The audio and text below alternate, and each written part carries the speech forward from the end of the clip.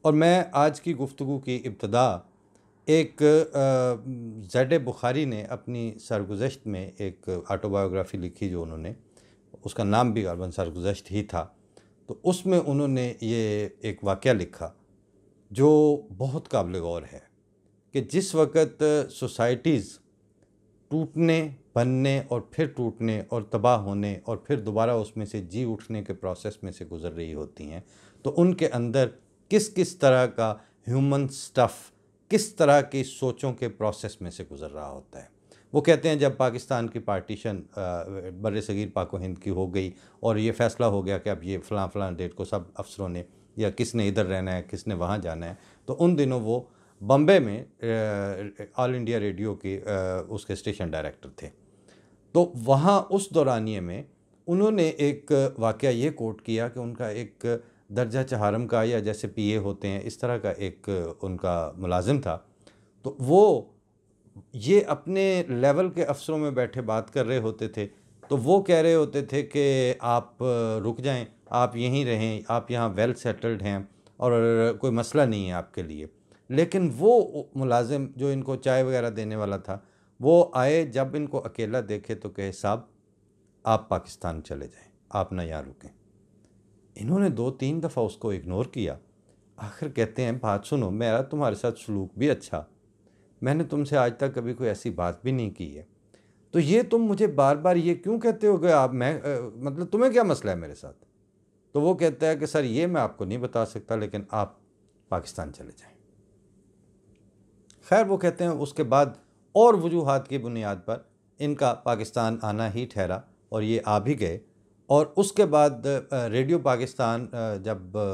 Launch ہوا، بن رہا تھا، پروسیس میں تھا، تو اس دورانیے میں ان کو، چونکہ وہ مشرقی پاکستان بنگلہ دیش ہوتا تھا اس وقت، مشرقی پاکستان بھی ان کو آنا جانا پڑتا تھا، تو جو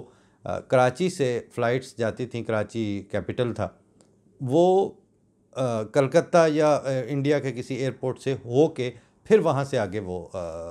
جاتی تھی چٹاگانگ کے لیے یا بنگلہ دیش کے جس ایئرپورٹ پہ بھی انہوں نے جانا ہوتا تھا۔ وہاں کہتے ہیں میں ایک دن جہاز بدلنے والا جو پروسیس ہے اس میں میں ویٹنگ لاؤن میں تھا، تو وہی جو میرا ملازم تھا وہ وہاں پر، وہ اس وقت ایئرپورٹ پہ جاب کر رہا تھا اسی طرح کی کوئی، وہ آیا، بڑی خوشی سے ملا، بیٹھے، اس وقت پاکستان بننے کو کافی عرصہ ہو چکا تھا، تو کہتے ہیں اس نے مجھے بڑی محبت سے چائے وائے کافی شافی جو بھی وہاں اہتمام کیا، تو میں نے اس سے پوچھا کہ اچھا اب مجھے آج ایک بات تو بتاؤ جہاز آنے سے پہلے کہ تم مجھے اس وقت اتنا اصرار سے یہ کیوں کہتے تھے کہ آپ یہاں سے چلے جائیں؟ اس وقت پھر وہ کہتے ہیں کہ اس کی آنکھوں میں آنسو سے بھر آئے، وہ کہتا ہے صاحب آپ میرے ساتھ بہت اچھے تھے، لیکن میں اس وقت جو ایک زیر زمین تنظیم تھی انتہا پسند ہندو نیشنلزم کی، میں اس کا ممبر تھا، اور مجھے یہ ٹاسک دیا گیا تھا کہ میں آپ کو مار دوں، اور میں آپ کو مارنا نہیں چاہتا تھا کیونکہ آپ میرے ساتھ بہت اچھے تھے۔ اس وجہ سے میں جنہوں نے مجھے ٹاسک دیا ہوا تھا ان کو روزانہ کی بنیاد پر ٹال رہا تھا کہ جو ہی موقع لگے گا میں اس کا کام تمام کر دوں گا، لیکن آپ ضرورت سے زیادہ وہاں رک رہے تھے اور مجھے وہاں بہانے بازی کرنے میں مشکل پیش آ رہی تھی، اس وجہ سے میں نے آپ سے یہ کہا تھا کہ آپ یہاں سے جلد از جلد چلے جائیں۔ اب یہ واقعہ پڑھے ہوئے ہمیں کچھ سال ہو گئے، اس کو کیوں کوٹ کیا؟ اس لیے کہ جس وقت آپ کسی وجہ کے بغیر، کسی لاجک کے بغیر، کسی آرگومنٹ کے بغیر، کوئی ایک آدھ تھیسس، کوئی ایک آدھ ایجنڈا گھڑ کے بنا کے وہ اپنے درجہ چہارم لیول کی جو عامت الناس ہیں ان کے ذہنوں میں انجیکٹ کرتے ہیں، پھر اس کے بعد ان کو ایک خاص طرح کی حب الوطنی، ایک خاص طرح کا نیشنلزم، ایک خاص طرح کا دھڑے کا پاس کرنا، اور دھڑا جسے کہتے ہیں پنجابی میں کٹنا، یعنی اپنے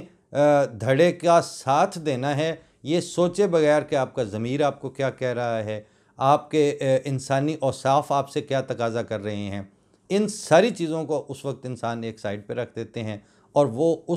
جس چیز پہ ان کو ٹیون کیا جاتا ہے اس پہ عمل درآمد کرنے اور پھر وہ کر گزرنے کے اوپر ان کی پروگرامنگ ہو چکی ہوتی ہے۔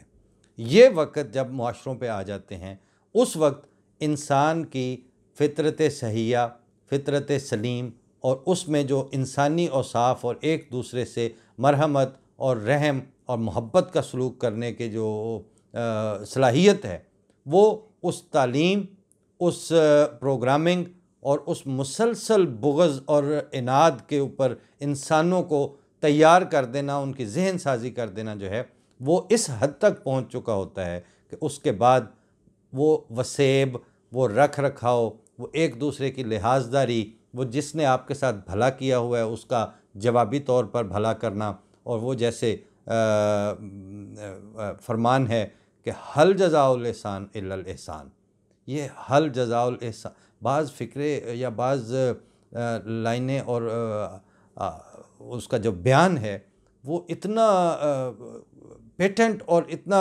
اسٹیبلشڈ ہوتا ہے کہ یہاں یہ نہیں فرمایا گیا کہ احسان کا بدلہ احسان ہوتا ہے،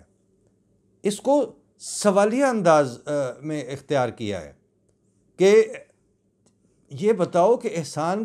کی جو جزا یا اس کا بدلہ ہے وہ احسان کے سوا ہو کیا سکتا ہے؟ اس کا مطلب ہے کوئی اور بدلہ یا کوئی اور آپشن یا کوئی اور کورس اڈاپٹ کرنا یہ ممکن ہی نہیں ہے، جسٹیفائڈ ہی نہیں ہے۔ اس وقت بات ہم یہ کر رہے ہوتے ہیں کہ جی وہ پشاور میں جج کے سامنے بندہ مار دیا گیا، اس کو قتل کر دیا گیا۔ ہوا کیا ہے کہ آپ کو عاشق رسول ہونے کا جو فینومینا ہے وہ پڑھایا جا رہا ہے، رسول کا صلی اللہ علیہ وسلم کا تعارف نہیں کروایا جا رہا۔ جس چیز پہ آپ نے عاشق ہونا ہے اس کے اوصاف آپ کو نہیں بتائے جا رہے۔ حضرت صلی اللہ علیہ وسلم ایک پورے پروسیس کا، ایک پوری شخصیت کا، ایک سر سے لے کر پاؤں تک مکمل اور ہر لحاظ سے قابل رشک شخصیت اور ایک قابل رشک ہستی بننے کا نام ہے، جس کے اوپر آپ کو آئین سازیاں کر کے عاشق نہیں کروایا جاتا۔ میر نے کہا نا کہ سراپے پہ جس جا نظر کیجیے وہیں عمر ساری بسر کیجیے۔